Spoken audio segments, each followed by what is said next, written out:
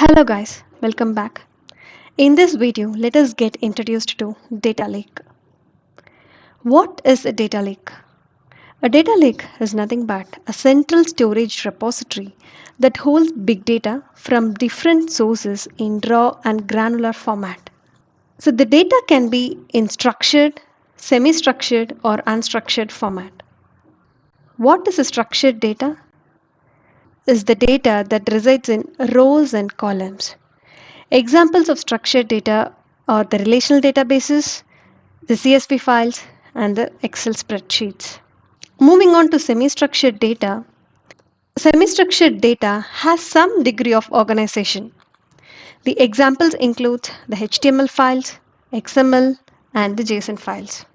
Next comes the unstructured data. So this unstructured data do not have any predefined or specific format. So these includes the Word documents, text files or the PDF, and the binary data like the images, audio files and the video files. A data lake works on the principle called schema on read.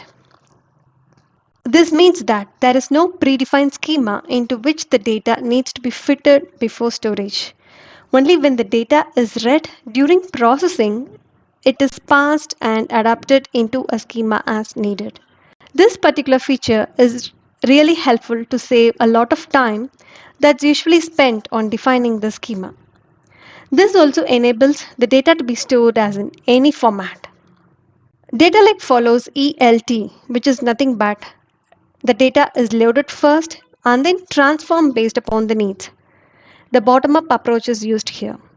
Data lake can be established on premises or in the cloud using the cloud services from vendors such as Amazon, Microsoft, or Google. In our next video, we will try to understand what a data warehouse is. Thanks for watching this video. Have a nice day.